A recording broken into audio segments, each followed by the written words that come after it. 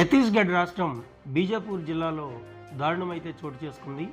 ముఖేష్ చంద్రకర్ అనే ఒక యంగ్ జర్నలిస్టును అతి కిరాతకంగా అమానవీయంగా హత్య చేసినటువంటి ఘటన కొన్ని ఛానళ్ల ద్వారా మనకి తెలుస్తుంది.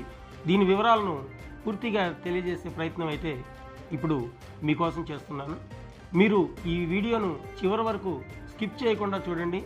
మరిన్ని ఆసక్తికర విషయాలు మీకే తెలుస్తాయి. ముఖేష్ చంద్రకర్ కొన్ని జాతీయ ఛానళ్లలో కొంతకాలం జర్నలిస్టుగా పనిచేశాడు.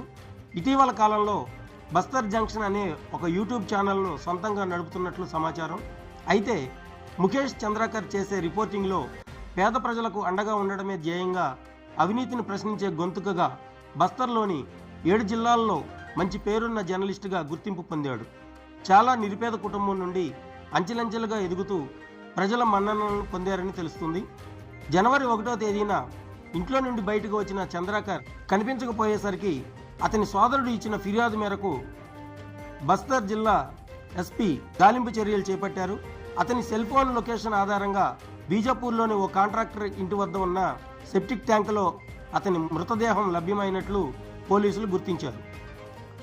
120 కోట్ల విలువైన కాంట్రాక్టు విషయంలో అవినీతి జరిగిందని ముఖేష్ చంద్రకర్ తన ఛానల్లో వార్తా కథనాలను ప్రసారం చేశాడు.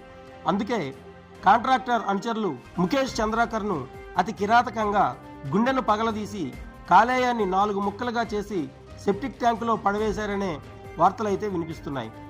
వాస్తవాలను ప్రజలకు చేరవేయడంలో జర్నలిస్టులు చేసే ప్రయత్నంలో ప్రాణాలను సైతం కోల్పోతున్న పరిస్థితి మనకి కనిపిస్తుంది. ఇటువంటి పరిస్థితుల్లో జర్నలిస్టులపై జరిగిన అమానవీయ ఘటనకు నిరసనగా తెలంగాణ రాష్ట్రంలోని పలు జిల్లాల్లో జర్నలిస్టు సంఘాలు రోడ్డెక్కాయి. దీనిలో భాగంగా భద్రాద్రి కొత్తగూడెం జిల్లా కేంద్రంలో భద్రాచలం ప్రెస్ క్లబ్ అధ్యక్షుడు మొబాగపు ఆనంద్ ఆధ్వర్యంలో ప్రొవోత్తల్ ర్యాలీ నిర్వహించారు, నిరసన వ్యక్తం చేశారు. ఖమ్మం జిల్లా సత్తుపల్లి పట్టణంలో జర్నలిస్టు సంఘం యూనియన్ అధ్యక్షుడు మాదిరాజ్ సుధాకర్ ఆధ్వర్యంలో అంబేద్కర్ విగ్రహం వద్ద నిరసనలు చేసి నివాళులర్పించారు. ఈ సందర్భంగా యూనియన్ అధ్యక్షులు మాట్లాడుతూ దోషులను కఠినంగా శిక్షించాలని డిమాండ్ చేశారు. జర్నలిస్టులకు రక్షణ కల్పించాలని ప్రభుత్వాన్ని కోరారు. ఛత్తీస్గఢ్లో జాతీయ ఛానల్ విలేకరి ముఖేష్ చంద్రకర్ దారుణ హత్య నిరసిస్తూ ఈరోజు సత్తుపల్లి ప్రెస్ క్లబ్ ఆధ్వర్యంలో నిరసన సంతాపం కార్యక్రమం నిర్వహించడం జరుగుతోంది. ఈ సందర్భంగా జర్నలిస్టుల మీద జరుగుతున్న దాడులని అడ్డుకోవాలని, దోషులను కఠినంగా శిక్షించాలని సత్తుపల్లి ప్రెస్ క్లబ్ తరఫున డిమాండ్ చేస్తున్నాము.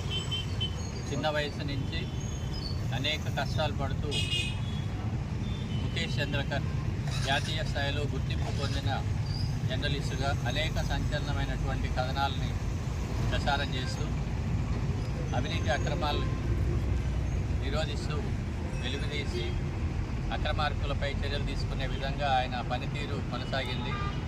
ఛత్తీస్గఢ్లో ఒక భారీ రోడ్డు నిర్మాణంలో జరుగుతున్న అక్రమాలని వెలికితీశారనే కక్షతోటి అక్కడ కాంట్రాక్టర్ అతి కిరాతకంగా కనీసం చంద్రకర్ మృతదేహాన్ని గుర్తుపట్టడానికి కూడా వీలు లేనంత కిరాతకంగా చిత్రహింసలు పెట్టి హత్య చేయడం దారుణమైన విషయం.